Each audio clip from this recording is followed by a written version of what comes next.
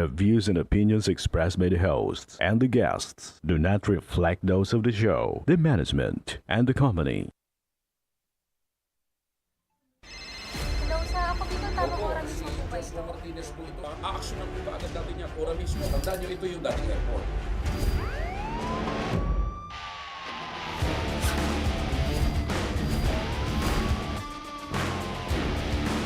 Hoy, ano namang kayong dalawa pinagchichismisan yung mga marites kayo, ha?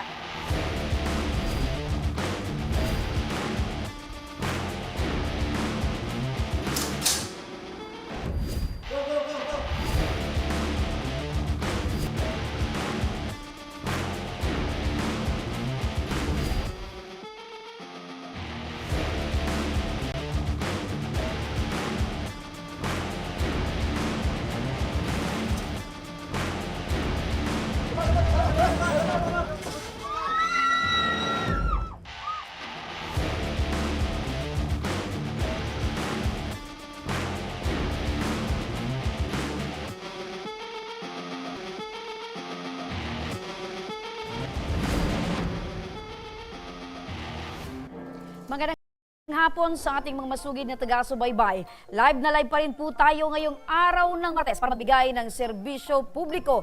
Live din tayong napapakinggan sa 90.3 Radyo Oragon Sorsogon, 88.3 sa Catanduanes, 90.7 Legazpi City at live na rin tayong napapanood sa ating YouTube account.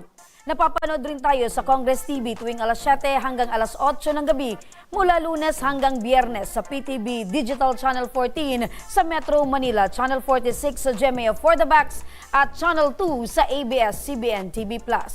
Umpisa na natin ang ating pagbibigay ng serbisyo publiko mula sa Saudi Arabia. Isang Pinay domestic helper ang nagpadala ng panawagan sa ating official Facebook page. Humihingi ng saklolo si Maria Ne Estoconing matapos ang 4 na buwang pagtitiis niya sa abusado nitong amo. Iba't ibang uri ng pananakit na umano ang ginawa sa kanya. Sinikmuraan, sinubsob ang mukha sa plato, inipit ang braso sa pintuan hanggang sa pinagbintangan ng magnanakaw ito. Sa kanyang panawagan, makikitang iniipit umano ng kanyang amo ang braso nito sa pintuan. Ang ipinadala niyang video, panoorin po natin ito. Inipit niya kamay ko. Inipit niya kamay ko. Sobrang sakit.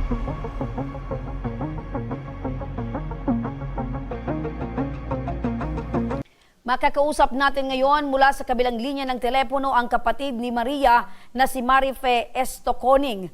Magandang hapon sa iyo, Marife. Magandang hapon. Hello po. Hello, Marife. Magandang hapon. Hello po, magandang hapon po. Ayan, pakilakasan lang yung boses, ano. Marife, matanong ka lang namin, kailan nagsumbong sa iyo etong kapatid mo patungkol sa kanyang eksperyensya sa ginawa sa kanya ng kanyang amo? Unang buwan pa lang po ng niya doon sa Saudi po. Hanggang ngayon pong nag-4 na buwan po siya.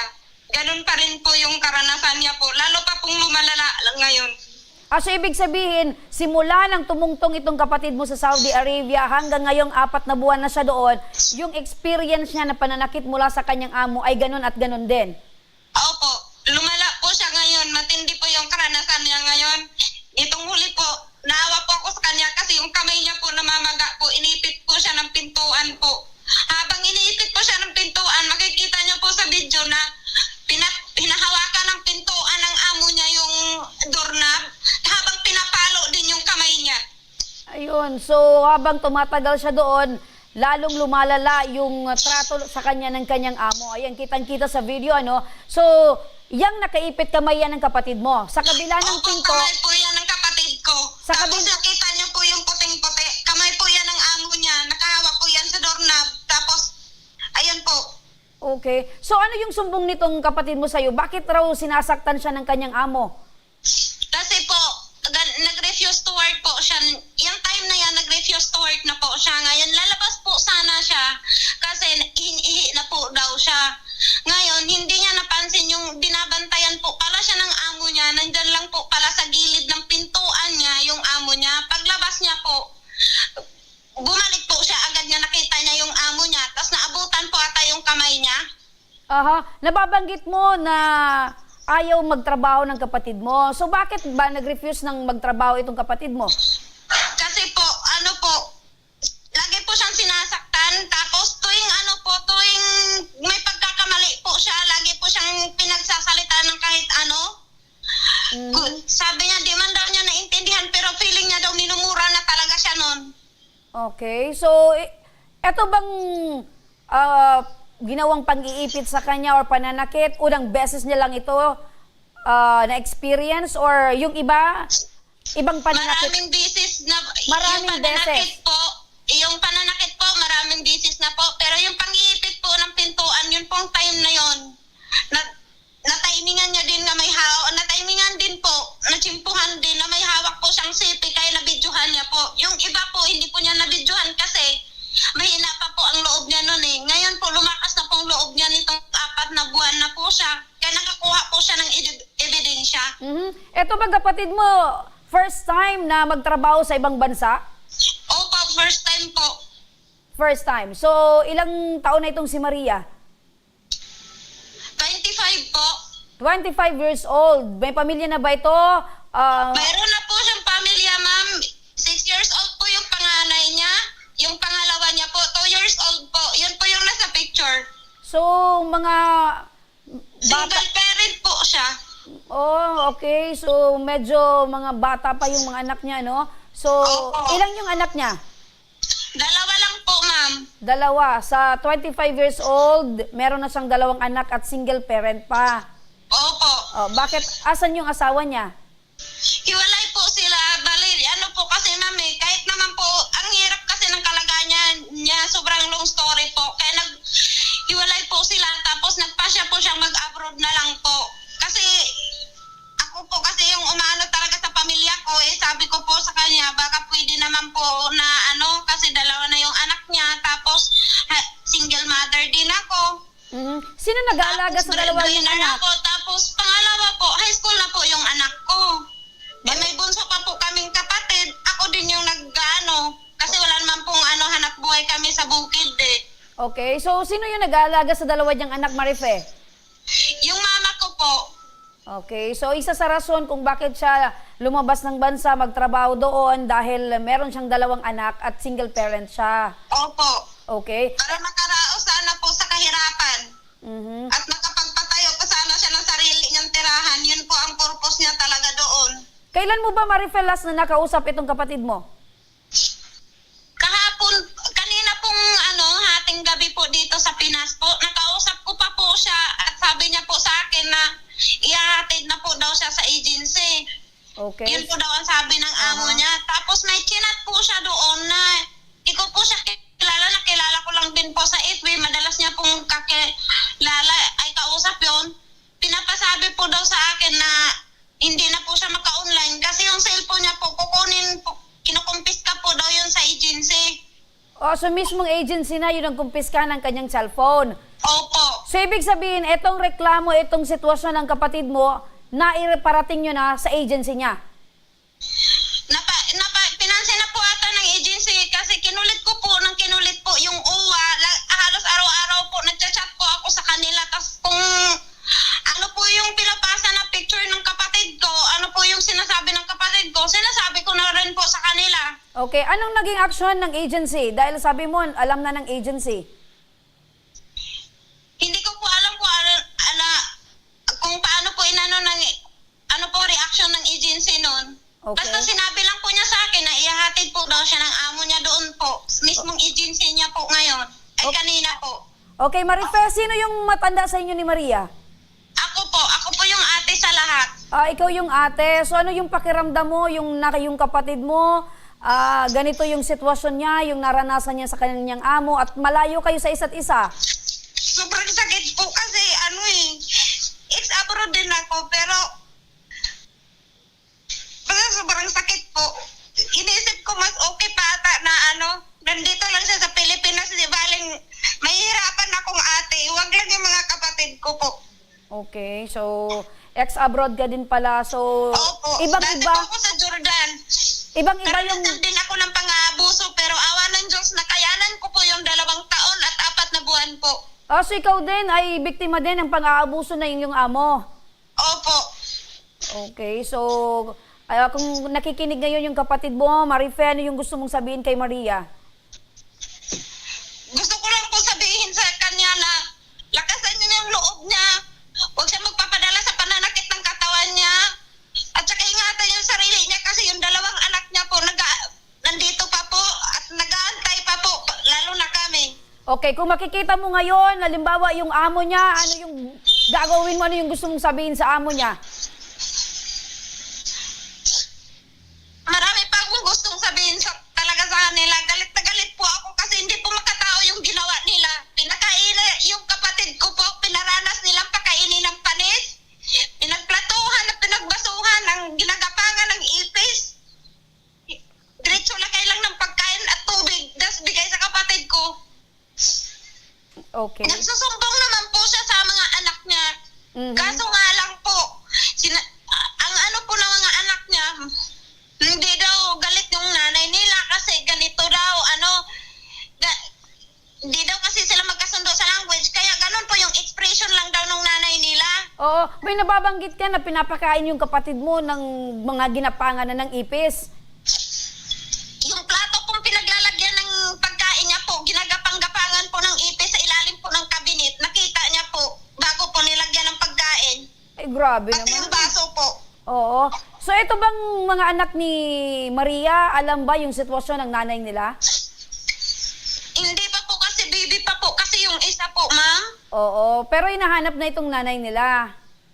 Opo, madalas naman po, hinahanap niya po na po talaga ng mga bata kasi makamama po kasi talaga yung mga bata na yon at saka yung nanay po kasi nila, maano talaga din yun, mapagmahal din po ng anak.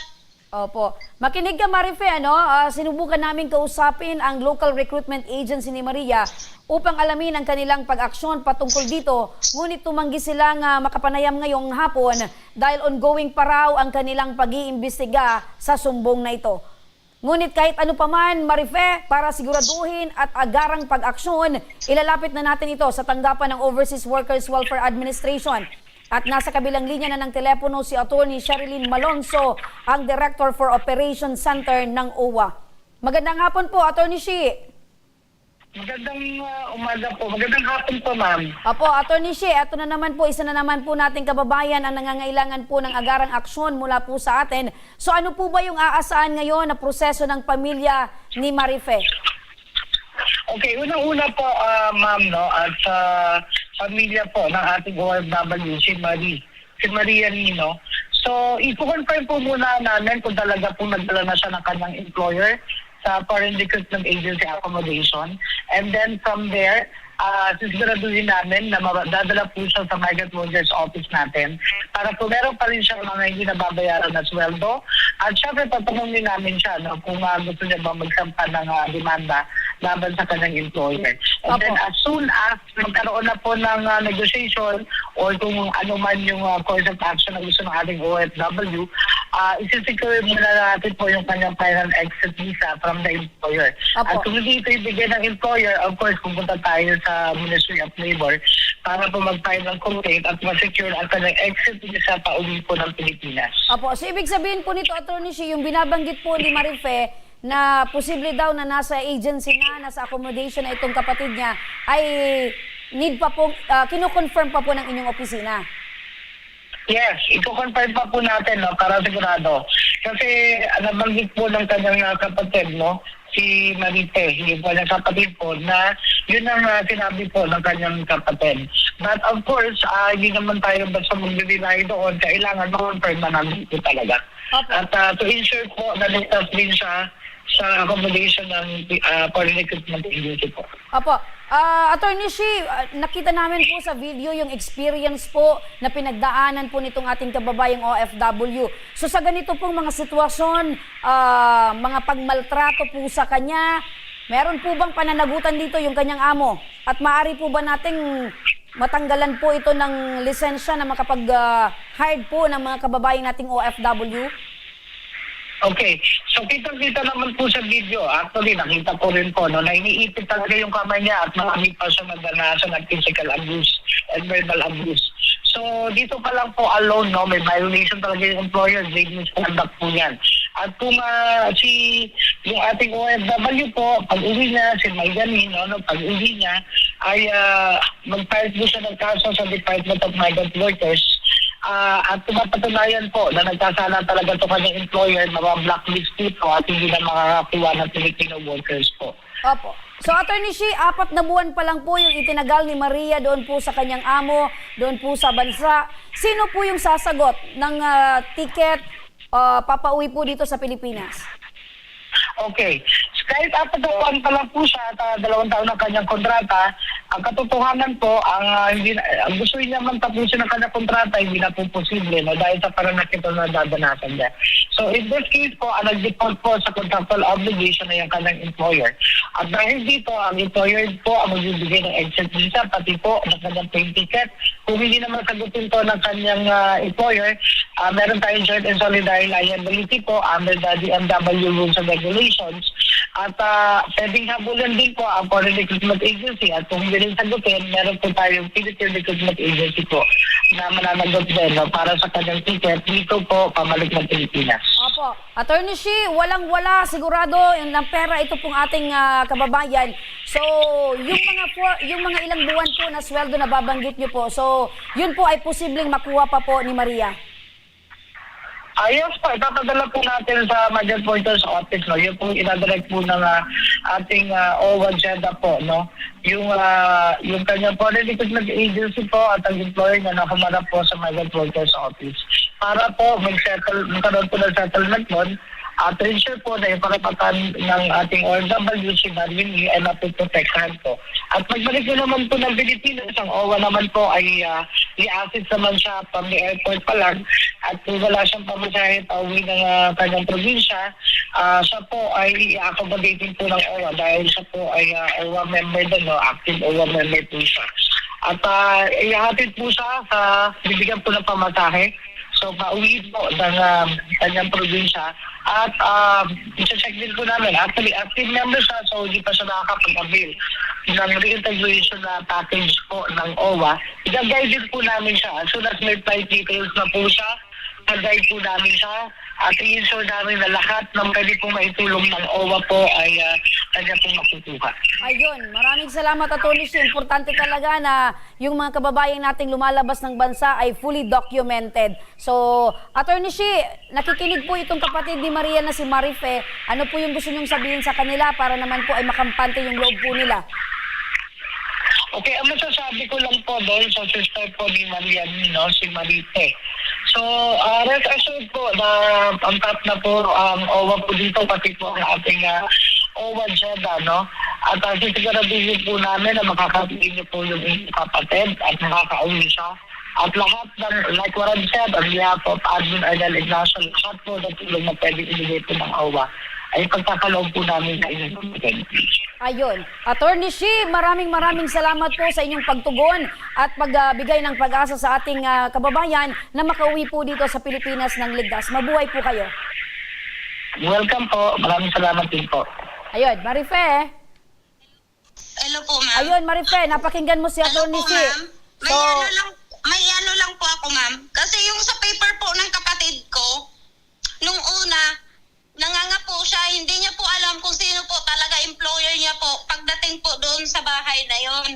Tapos nalaman niya po, nung nag-refuse to work siya nung una po, kasi po hinatid po siya sa agency pero hindi po pinadala mga gamit niya kasi yun pala, gusto po nilang makapag-agreement sa kapatid ko. ayan. Kung ano man yung... Tapos ngayon po, Apo. kinausap po ng agency yung kapatid ko. Pumayag naman po siya nga bigyan ng second chance po yung employer niya po. Ngayon, nag-fill up po sila ng agreement nga lahat po ng expenses ng kapatid ko like groceries, kape, personal needs is libre. Pati Ayun. yung pagkain. Ayun, Tapos nitong October po, kinaltas po sa sahod niya. Okay, Marife, makinig ka, no, na andyan pa sa kabilang linya si Attorney Shi. Attorney Shi, nababanggit po ni Marife na doon po sa mga ginastos ng kapatid niya, sa loob po ng 4 na buwan ay kinakaltas daw po sa sahod. Pero sa kontrata, libre yung pagkain. So, Attorney Shi, ito po ba ay pwedeng nating maidaan sa refund or maibalik po dito sa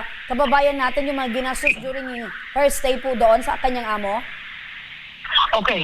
Under po sa standard employment contract po ng household service workers po in Saudi Arabia, ang food allowance po, dapat may food allowance po siya. Kung hindi po siya nalilibre ng kanyang employer sa pagkain, so dapat bibigyan po siya ng food allowance.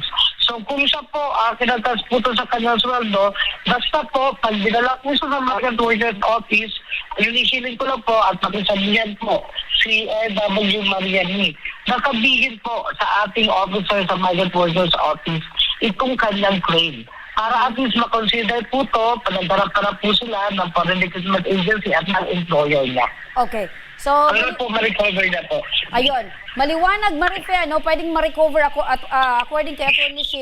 And alam naman natin na tama po ba, Atty. Shi, na lahat ng concern ng ating kababayan bago pa man po yan i-release or ibalik po dito sa ating bansa ay yung kung ano pa yung mga concern po ay kukunin, igagathered at ipuput into record. Yes. Okay. So maraming salamat, Atty. Shi. Ano? Marife, na pakinggan mo si Atty. Shi. Opo, ma'am. Napakinggan ko po, ma'am. Tapos ito pa po, ma'am. Yung nasa papel po niya, hindi po yan mismo ang employer niya po. Gumamit lang po sila ng ibang tao para makakuha po sila ng kasambahay po. Atty. Shi, another concern. Yung nasa kontrata daw po, iba naman daw po yung nakasulat na amo at iba daw po yung amo niya na kanyang pinagtutuluyan, which is ito pong nanakit po sa kanya. Okay. Sa pagkakataon na po ito, maliwanag po na, hello? Apo. Okay, maliwanag po na may misrepresentation po. Ito po ay less grade offense po, no? So, ibig sabihin, maaaring masuspindi po, no? Yung at makasuhan din ng employer, yung agency, no? Kasi ang misrepresentation po ay nakumit na po, hindi lang po sa ating OFW, pati na rin po sa Department of Migrant Workers. Kasi kung ano po yung nakalagay sa Overseas Employment Certificate at kung ano po yung nasa record po ng Department of Migrant Workers, paano siya pinoses, dapat, kung sino yung employer na nakalagay doon din po dapat siya dineploy. Ayun. Kung nagkaroon po ng illegal transfer ng employer, no? Ano po, malaki po yung magiging problema ng agency po dyan. At maaari po siyang kasuhan. At ini-encourage ko lang po si Maria Nino na sana yung mga OFW natin. Kasi pag pagdating po dito kasi, hindi na rin naman sila pinagtapasok. So, sana magkaroon din po sila ng pag-isipan din nila para po at least hindi na po maulit po sa nating mga kababayan. Opo. So, ibig sabihin nito, Atty. Shi, pag napatunayan po na merong connivance itong agency at ang kanyang employer, ay maari po na ma-terminate or makansela po itong lisensya po ng agency. Yes po, maaari po siyang masuspende. So, depende kung nakailang offense na po siya, no? Pertaining to the same offense, no? So, in that case, kung dalawa o tatlo na po siya, pwede po siyang cancellation na. Basta po, hindi kaya namin, magsampa po sila ng kaso pag dumating po sila ng Pilipinas. Ayun. So, para kasi po, para kasalanan po ng ma-materialize. agency yan. Dapat po, responsibilidad, i-deploy lang sa employer na nasa record po ng Department of Migrant Workers. Opo, Atty. Shi, para ma-materialize yung reklamo, dapat magsampa ng kaso itong ating kababayan. Yes po. Atty. Shi, sa muli, maraming salamat po at naging malinaw po yung lahat ng concern ng ating ito pong si Marife patungkol po sa kanyang reklamo. Maraming salamat, Atty. Shi, at mabuhay po kayo. Welcome po. Ayun, so Marife, napakinggan mo si Atty. Shi. Yung binabanggit mo na kinakaltas na pera doon sa mga kinakain ng kapatid mo ay maari daw na maibalik dito sa kapatid mo. At ito naman na iba yung nasa amo, iba yung kontrata na iba yung amo na nasa kontrata at iba rin yung amo niyang pinagsisilbihan. Yon, maliwanag na pag napatunayan, maaring makansela itong lisensya ng agency at syempre makakasuhan din itong employer. Pero tandaan na dapat daw magreklamo itong kapatid mo. Magsampa ng formal na kaso. Saan po dapat ko siya magrereklamo dito, ma'am, at magsampa po ng normal na kaso po? Ayun. So, Wala na po sanang iba pang Okay. kasambahay pa po na papasok na gusto mag-OFW na mabiktima ng tulad nito po. okay. Makinig ka, Marife, no? Itong pagsasampa ng kapatid mo, kung ano pa man yung concern niya, i-assist ka namin, Marife, pero uunahin muna natin itong pagpapauwi sa kapatid mo. Dahil yun ang pinaka-importante, makauwi muna yung kapatid mo. Tama, Marife? Tama po. Ayun. So, kasi maaring mangyari dito, yung pagsasampa ng reklamo ng kapatid mo, ay dapat magdesisyon siya para at least pag nakauwi man siya dito. Kasi baka ano pong gawin sa kanya doon sa agency po. Oo. So, yun ang muna ang unahin natin, makauwi ng ligtas itong kapatid mo dito, Marife. Opo. Okay, ano yung masasabi mo, Marife? Ano yung pakiramdam mo ngayon? Magana po yung pakiramdam ko. Makakatulog na po ako na maayos. Ayun, so... Kaya sobra po ako nagpapasalamat po sa inyo po. Okay, sabayan, Sobrang saya ko po ngayon. sabayan natin, Sa Marife. Ako po Tabang Ora mismo. Maraming salamat po. Lalo na sa mga OFW din na iba na tumutulong sa kapatid ko. At kung paano palakasin yung loob niya. Okay. Sabayan natin, Marife, ng panalangin, para dire-diretso itong pagpapauwi dito sa kapatid mo ng ligtas. Opo. Maraming salamat din po sa mga staff at saka sa sa mga OWA officer po. Ayun. So, Hindi po kami pinapabayaan. Lalo na Okay. po yung kapatid ko. nakatuto kami, Marife, dito sa concern, hanggat makauwi ng ligtas itong iyong kapatid dito sa Pilipinas. Maraming salamat po. Samantala mga ka-aksyon, dumako naman tayo sa medical mission ng Ako Bicol Party List sa pangunguna ni Congressman Saldico sa Malilipot, Albay. Live natin makakausap si Ms. Sally Luces, ang Media and Political Affairs Officer ng Ako Bicol Party List. Magandang hapon, Ms. Sally. Magandang hapon po, Ms. Remy, and magandang hapon din po sa lahat ng mga nanonood sa inyong programa sa Ako Bicol Tabang Ora mismo ni Congressman Saldico at mga nakikinig sa 90.7 Radyo Oragon. Ayan, pagagaling natin sa legal, lipat tayo, Ms. Sally, sa medical. Kumusta yung nagaganap ngayon na medical mission ng Ako Bicol Party List dyan sa Malilipot, Albay? Yes po, tulad po ng dati, tayo po ay, ang medical mission po ng Ako Bicol ay dinubog po ng ating mga kababayan na nais po makapagpa-check up ng libre at makapag-avail po ng mga gamot. Simula po kami kaninang umaga ng alas 9 pero maaga po ang grupo ng Ako Bicol kasi po nagpapakain na po kami, yung mga nauna na po, may libreng lugaw, may libreng tinapay po, galing po yan sa Gardenia Bakeries Philippines at hinintay po namin yung grupo ng Bicol Regional Hospital and Medical Center at nandun na din po ang Philippine National Police na kung saan po ay agad po silang apply ng fluoride po sa mga batang edad 3 hanggang 14 years old po.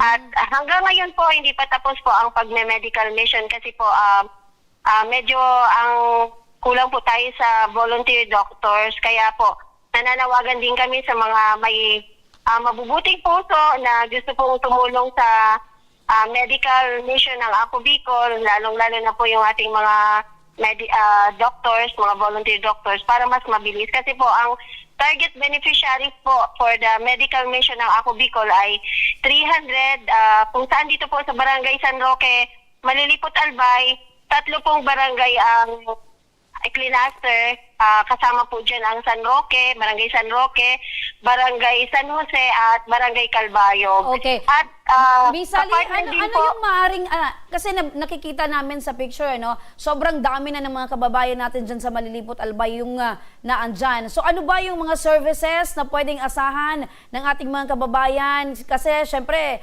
as of this time, meron pa rin na dumarating dyan. yes po, ito kasi usual medical dental mission po ng Ako Bicol na ang target beneficiaries ay 300. Yan po ay free check-up at saka free medicines lang po. So wala po tayong ibang services, pero meron po tayong partner din, ang angat para sa lahat ni Congressman Joey Sarte Salceda, na kung saan yung lahat po na nakapagpa-check up, yung meron pong ibinigay na stub siyang mula sa Ako Bicol Party List, makakatanggap din po sila ng 5 kilong bigas. So habang Maswerte, Maswerte kasi pag sinabi mong medical mission, purely medical. Siyempre, libreng check-up, libreng gamot. Ngayon, meron pang dagdag. May 5 kilong bigas sila galing kay Congressman Joey Salceda. Opo, meron po silang bigas. Magre-register nga lang po sila. Magre-register po sila kasi po nag-allocate ang angat para sa lahat. Kung ilan po yung target beneficiaries ng Ako Bicol na 300 din po ipapamigay na mga bigas po galing sa angat para sa lahat. At hindi lang yun, habang sabi ko nga kanina, siyempre po sila magugutom habang nag-aantay po sila kasi meron pong libreng lugaw, meron pong libreng kape, meron din pong tinapay na pinalamanan. Yun nga po yung galing po yan sa sponsor ng Gardenia Bakeries Philippines na, di ba, sabi ko nga, ang Gardenia bread kahit walang palaman, masarap. Masarap. Ayan. Opo, Bisali. Ayan po. Opo, yung mga kababayan pala natin, hindi dapat sila malungkot dahil kahit tapos na yung Tarabangan Caravan, etong medical mission ng Ako Bicol ay dire-diretso. So ilan pa ba yung inaasahang medical mission ng Ako Bicol Party List at saang mga lugar ito maaring abangan ng ating mga kababayan? Yes po, since andito tayo sa First District of Albay, ito pong medical mission ay siyempre sa pangunguna ni Congressman Saldico at katuwang din dito po si Congressman Jill Bongalon, ay meron po tayong naka-line up na 19 na medical mission. Nakapag-conduct na po tayo ng SIAM at meron pa po tayong natitira. This week po, meron po tayong naka-line up na 2. So bukas po, abangan niyo po ang Ako Bicol Party List na namantay baka kay Albay. At sa Biyernes po, nasa Malinaw, Albay naman po. Nakatutok muna tayo ngayon sa Primero Distrito. At abangan niyo din po yung para sa ibang lugar sa Second District. Ayun. So yan po. Napakagaling talaga ng Ako Bicol Party List, ano? Hindi lang nakatutok sa pamimigay ng mga ayuda, kundi pati libreng gamot para dito sa mga ginagawang medical mission ng Ako Bicol Party List. So, misali doon sa mga kababayan natin mag-a-avail nitong libreng serbisyo, libreng medical mission ng Ako Bicol, ano po yung kailangan nilang dalhin para sila ay makatanggap at makasama po dyan sa medical mission? Apo, yung lahat po ng magpapacheck up po sa Ako Bicol Party List Medical and then Dental Mission, ang title po nito ay Ang Karahayan ng Salud Mo, yung bag ko, ay magdala po kayo ng photocopy ng inyong mga valid IDs, government IDs po. At kung ang papacheck-upan niyo po ay minor de edad o bata, ay kinakailangan po magdala kayo ng kanilang birth certificate, PSA po, photocopy din, back-to-back po, at dalhin din po ang photocopy or xerox copy ng government ID po ng kanyang magulang or guardian. Yan po yan. Ayun. Ang kanilang mga dadalahin. Huwag niyo po kakalimutan yun kasi po ang medical pension po ng Ako Bicol Party List ay ma-increase po yung medical assistance to indigent and financially incapacitated patients. Kaya kinakailangan po natin magdala ng valid ID kasi po tayo ay, ito nga po ay sinasabi ko po sa inyo, downloaded fund ng Ako Bicol Party List through Department of Health na yun nga po, ma-equip po ang ginagamit. Alright. So, ayan. katuwang pa rin ba dyan, Miss Sally, yung Tanchuling General Hospital? Ang katuwang po natin na dito sa mga medical mission, ang Bicol Regional Hospital and Medical Center po or BRHNC. So, ang medical mission, Miss Remy, meron po tayong pneumonia shots. Ngayon po, i-announce na lang natin sa susunod na meron. Medyo wala po ngayon. Kasi nga po, di ba, nagbagyo at medyo kulang po sa workforce po ang pero po, asahan niyo po na sa mga darating na araw, magkukumpleto pa po sila. Kasi syempre, hindi naman, tayong hindi naman po lahat makina. Kaya mga tao din po, tao din tayo. Kaya inuuna din yung kanilang pamilya salit-salitan. Kaya medyo kulang tayo sa workforce. Sa ngayon po, nandito ang grupo ng Ako Bicol. Kami po ay magkakaroon ng coordination meeting po sa Tiwi at para ma-prepare na din po yung darating na medical mission sa kanilang lugar. Ayun! Congratulations, Miss Sally, dahil lahat ng mga event ng Ako Bicol Party List, syempre sa iyong coordination ay talagang lahat successful. Mabuhay ka, Miss Sally Luzes, ang Media and Political Affairs Officer ng Ako Bicol Party List. Yes po, maraming salamat po sa oras na ibinigay niyo sa Ako Bicol. Mabuhay din po ang Ako Bicol tabang ora mismo ni Congressman Saldico. Ayan Diyos mga mabalan. ka-aksyon, yan ang dire-diretso at tuloy-tuloy na pagtulong ng Ako Bicol Party List, mga ka-aksyon, sa mga iginagawa nitong medical mission at syempre relief operation. Yan ang atid ng Ako Bicol Party List sa pangunguna syempre ni Congressman Saldico at ni House Speaker Martin Romualdez. Yan, maraming salamat po. Mga ka-aksyon, tuloy-tuloy po tayo sa pagbabalik ng Ako Bicol tabang ora mismo. Isang ama naman, ang hanap buhay ay pagsasaka at kargador sa Ginubatan Albay. Ang hinaing ang lagpas 20,000 piso na bayarin sa hospital ng kanyang bunsong anak na sumailalim sa operasyon. Ang pagtugon ng programa sa kanyang alalahanin, abangan. Huwag kayong bibitaw, magbabalik pa ang tabang ora mismo.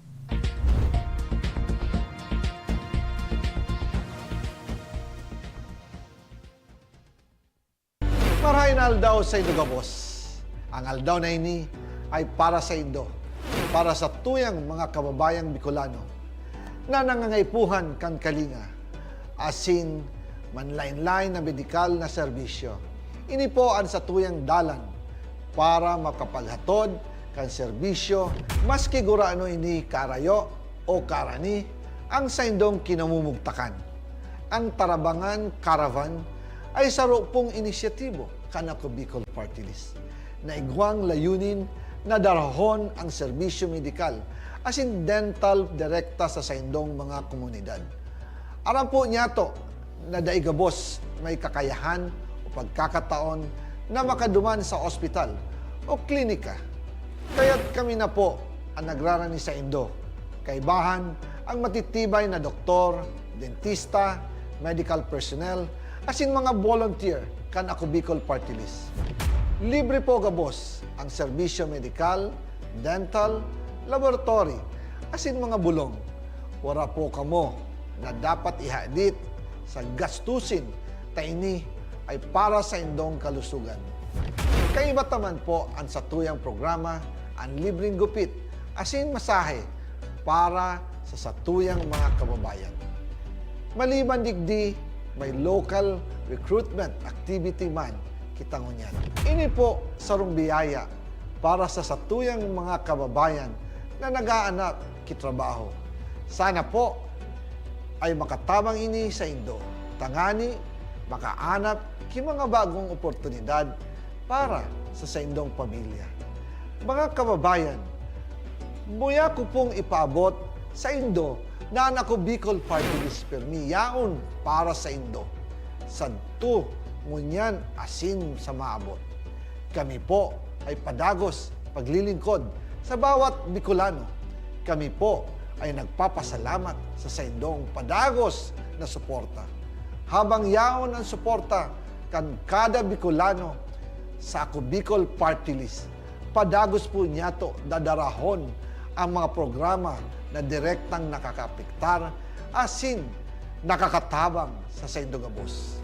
Sa giraray, dakulaw pasasalamat po sa indong pagtangkilig asin pagtitiwala naway padagos niya tong ipangadji ang mga kalusugan asin kaligtasan kang bawat saro.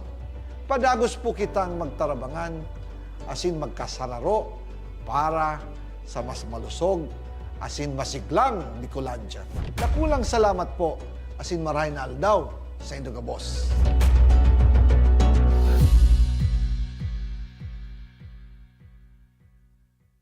Daan-daan na po ang mga nakapagtapos at may mga kanya-kanya ng propesyon.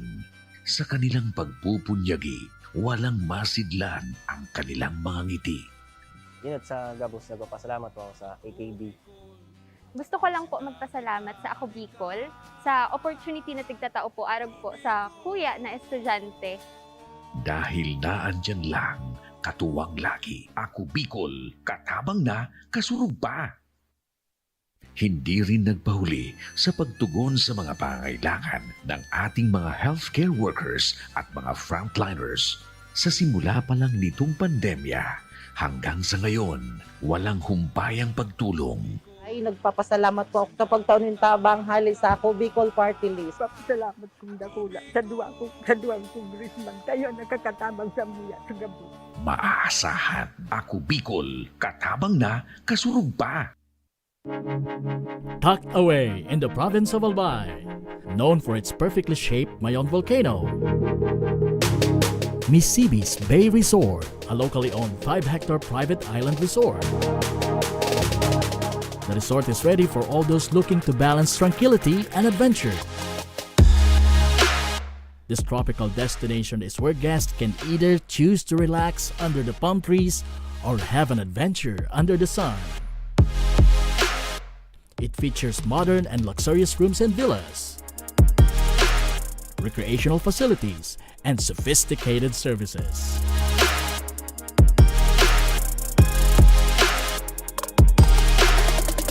Come and experience Missibis Bay Resort, your tropical island getaway.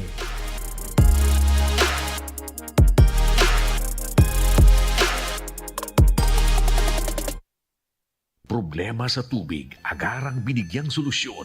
Nagpatayo ng mga solar-powered water supply system sa mga liblib na lugar. Libre, malinis at maaasahang supply ng tubig 24/7. Dakulaon ng pagpapasalamat niya mo. Dahil may ikamalilinwan habang kami nabubuhay. Dakulaon nining tabang para sa gabos na tao digdi. Salamat po. Para sa ating mga kababayang nasa laylayan, Ako Bicol, katabang na, kasurug pa. Libo-libo na ang mga nabigyan ng tulong medikal. Bata, matanda, kahit sino man, lahat ng mga may karamdaman, may maaasahan. Nagpapasalamat sa Ako Bicol Party List. Hindi po namin makakalimutan ang tulong na dinala ninyo dito sa aming bayan. Maraming salamat po. Dahil iisa lang ang tunay na nagmamalasakit. Ako Bicol, katabang na, kasurug pa. Nagbabalik mga kaaksyon ng Ako Bicol Tabang, ora mismo. Mula naman sa Ginubatan Albay, isang ama ang dumulog sa ating programa at humingi ng tulong dahil bilang isang magsasaka ay kapos sa pera ang pamilya nito para mabayaran ang mahigit 20,000 piso na hospital bills ng kanyang 6 na buwang gulang na bunsong anak na sumailalim ng operasyon matapos magkabuhol-buhol ang bitukan nito. Makakausap natin si Alken Molieno Oxales, 25 taong gulang, ama ni baby Jaden. Magandang hapon po, Tatay Alken. Magandang hapon din po. Opo. Tatay, tama po ba Alken? Opo. Okay, so, Alken po. Opo. Saan galing yung pangalan nyo, Tatay? At first time kong anong pangalan ay Alken. Nag-iisip pa si Tatay eh. Okay lang Tatay Alken, nag-iisip din ako. Pero, Tatay. Po. Ayun. Iniisip mo pa rin, Tay? Iniisip pa rin. Ayan. Okay, wag na dyan tayo, Tay. Baka mapaisip ka, problemado ka na nga eh. Tatay, kailan sumailalim sa operasyon? Ito pong anak po ninyo. Noong October 3 po, na po sa operasyon si baby. Noong pinalipat po kami nung emergency sa BRTTH po. October 3. So, ibig sabihin, 1 month na po nung lumipas nung naoperahan po si baby. Opo. So, kumusta po yung kalagayan na ngayon ni baby po? Medyo okay naman po siya ngayon. Medyo masigla ng konti. Opo. Tapos Ilang araw kayo tayo sa ospital? Po? Ilang araw po kayo sa ospital? Bali, 24 days po. Grabe, no? Mahaba yung stay nyo sa ospital. Tatay, ano yung sabi ng doktor? Ito po bang nangyari sa bituka ng bunso ninyo ay inborn daw? Wala naman po sinabi na inborn yung basta lang po na may diferensya na po yung bituka niya. So, ibig sabihin po, Tatay, nung pinanganak po itong si baby, wala naman po kayong napansin na sa bituka po niya or sa tiyan? Wala naman po kasi normal naman po pinanganak si baby. Kahit po yung sa yung tawag po doon yung result niya po nung sa lahat po hearing test tapos yung tawag din yung isa. Yung newborn screening. Opo, yung sa newborn screening, normal naman po lumabas kasi kinuha ko naman po yung sa newborn screening niya, normal naman po. Opo. So, bakit nyo po, tatay, isinugod si baby? Ano po yung naramdaman ng bata? Ano po yung nangyari po sa kanya? Ano po, kasi yung pitsa uno ng ano po, gabi, nag-ano po si baby, nagsusuka na po, tapos tumatami ng may dugo. Ayun. Kaya umagahan po, nag-isip na ako na dalhin ko na po ng hospital si baby. Tama para po yun. makita kung anong sakit niya. Opo, tama yung desisyon nyo, tay, ano, na kahit wala pong pera, kailangan po ay madala sa ospital yung anak po ninyo dahil syempre hindi po tayo doktor, hindi po natin alam kung ano nangyari sa bata. Ano. Tay, ilan po yung anak nyo? Kasi bunso itong si baby. 3 po. 3. Opo. So, kumusta naman po, tatay? Ano po yung hanap buhay po ninyo? Kasi bilang isang magsasaka at kargador, so, kumusta po yung hanap buhay nyo, tay? Medyo ano naman po, nakakaraos din kahit paano. Napapakain po kahit sa 3 araw. Sa isang araw, 3 beses rin po napapakain ng pamilya. Akala ko 3 araw lang po kayo kumakain, tay. Tay, paano nyo po napagsasabay yung pagiging magsasaka at isa pong kargador? Pag ano po kasi, pag may kakargahan po doon sa pinapasukan ko, doon po muna ako. Pero pag ano naman po dito sa pagsasaka, pag mayroon naman tatrabawin sa pagsasaka, dito muna po ako sa pagsasaka nag-focus. Opo. Magaling yung diskarte nyo, tay, ano? Si Mrs. po, tay, ano po yung trabaho? Wala naman po. Housewife lang po si Mrs. Ay, hindi po yun linalang, tay, ano? Napakahirap po yung trabaho sa loob po ng bahay. Tay. Ayun lang, ang lang po, focus dun po sa mga bata. Opo. Yung ng asawa ko. Opo. So, nung namalagi po kayo, tatay, sa ospital, dahil sabi mo, sobra 20 days na namalagi po kayo sa ospital, ano po yung tumatakbo sa isip mo habang pataas ng pataas po yung binabayaran nyo po or babayaran yung bill? Yung ano ko lang po, maging okay yung bata po para kahit umano yung basta maayos yung kalagayan ng bata, hindi ko po muna iniisip yung yung sa billing na darating sa amin. Opo. So, tatay, sabi mo si Mrs. walang trabaho, kayo naman po, paminsan-minsan lang nagkakaroon ng kita sa pagiging kargador at pagsasaka. So, sino po yung naaasahan nyo patungkol po sa mga gastusin sa bahay? At syempre, meron pa po kayong kailangan pong bilhing gamot para po sa anak po ninyo. Minsan po may nagbibigay rin po sa akin yung kapatid ko, tapos yung kapatid rin po ng asawa ko. Gaano kahirap po, tay? Tay, gaano po yung kahirap, yung nararanasan nyo pong, or pinagdadaanan nyo pong problema ngayon? Sobrang hirap po, kasi hindi naman hindi matapos-tapos ang iisipin yung sa billing. Opo. Tapos Tatay, iisipin pa rin po yung pagkain ng mga bata. opo. Yung pagkain na rin po namin. Nakauwi na, tatay, yung anak po ninyo galing sa ospital, pero meron pa rin po kayong iniisip na bayarin. Opo. Opo, nasa magkano tayong total na kailangan po ninyong bayaran sa ospital? Bali po, nasa 266,000 pa po yung balance po namin sa BR. So, balance na lang po yan. Ibig sabihin, yung dating hospital bills ay nabawasan na po. Opo. Kasi po yung dating hospital bill po, 405,000 po. Okay, so sobra pa sa kalahati yung kinakailangan yung hanapin na pera. Ano, tay? Opo. Yung mga naibayad nyo po, tay, paano nyo po yun nalikom? Nag-ano rin po ako, ng tulong sa yung mga po. Okay, so naghingi-hingi po kayo para mabawasan po. Opo. Kahit kanino po ako lumalapit para po makaano rin, pakunti-kunti naman po maanoan yung Okay. billing po namin. So malaki pa rin tatay, ano, 266,000 yung kakailanganin Opo. niyo po para makabayad po sa ospital.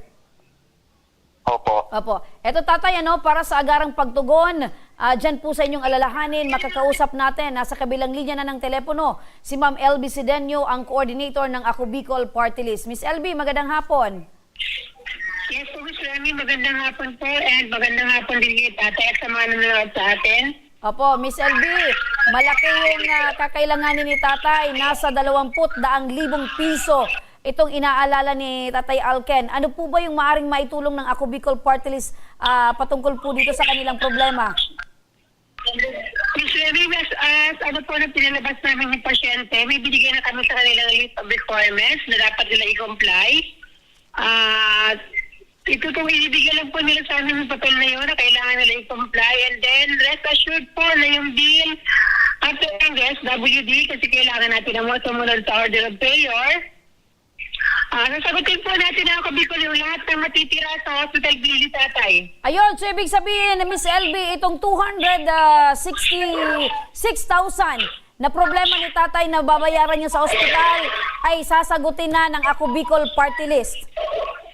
Yes po, kailangan lang i-process tatay yung sa SWD po kasi may mga list of requirements kaming binigay sa kanya na kailangan niya i-comply para i-submit dito sa atin sa Malasakit Center para yung susubmit. Ayun. Kailangan lang i-comply yun and then yung matitira po lahat ng sasagutin po na Ako Bicol Party List, wala silang po problemahin, wala silang babayaran. Ayun, so ipapasas muna natin sa DSWD, tapos yung matitira doon, sasagutin ng Ako Bicol Party List. Yes po, Miss Remy. Ayun, Tatay Alken. Tatay Alken. Po. Napakinggan mo si Miss LB, wala na daw po kayong aalalahanin dahil sagot na ng Ako Bicol Party List. Ito pong natitira yung babayaran sa ospital. Tay. Po. Narinig mo yung sinabi ko? Opo. Parang- Na ano lang po. Natulala ka, Tay? Na ano lang po kasi sinagot na po ng Ako Bicol Party List po yung yung sa billing. Ayun, so kung nakikita lang kita tatay, alam ko yung reaksyon mo dyan. Parang hindi ka makapagsalita at parang gusto mong sumigaw dahil yung problema mo ay sagot na ng Ako Bicol.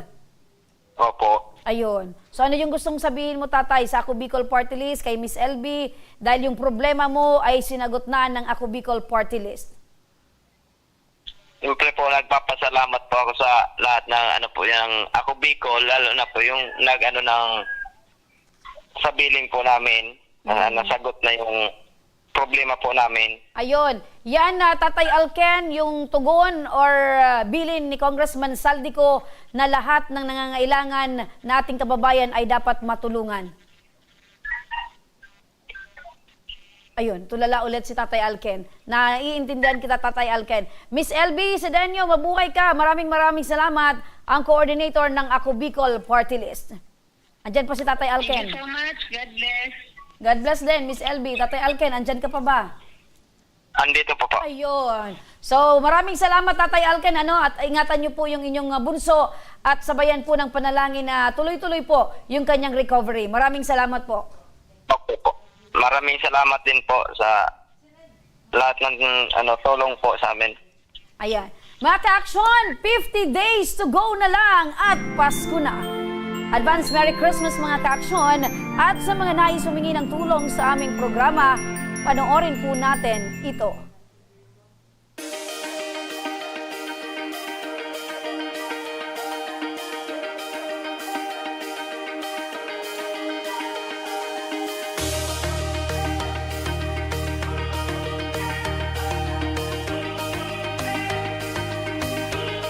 Sa mga may problemang legal at medikal na nais humingi ng tulong sa ating programa, maaari po kayong magsadya sa aming tanggapan sa second floor ng Embarcadero de Legazpi, Victoria Village, Legazpi City. Bukas po ang aming tanggapan mula Lunes hanggang Sabado, alas 8 ng umaga hanggang alas 5 ng hapon. At sa mga nasa Metro Manila naman po at kalapit na lugar, maaari na rin po kayong humingi ng tulong sa Ako Bicol Tabang Ora mismo Satellite Office sa North Wing ng Batasang Pambansa. Magpunta lamang po kayo tuwing araw ng Lunes, alas 8 ng umaga hanggang 1:00 ng hapon. O kung kayo naman ay taga Caloocan City, bukas na rin ang ating Ako Bicol Tabang Ora mismo satellite office sa Barangay 175 Multipurpose Hall, Caloocan City tuwing Miyerkules mula alas 10 ng umaga hanggang alas 12 yan ng tanghali, mga kaaksyon. Mari na rin po kayong magtungo sa Ako Bicol Tabang Ora mismo ni Congressman Saldico sa Camarines Norte sa Provincial Capitol Building, Barangay 3, Daet, Camarines Norte. Para naman sa mga taga Camarines Sur, mari na rin kayong dumulog sa Zone 2 Tagungtong Goa, Camarines Sur. Bukas po ang aming tanggapan mula Lunes hanggang Biyernes, alas 8 ng umaga hanggang alas 4 ng hapon.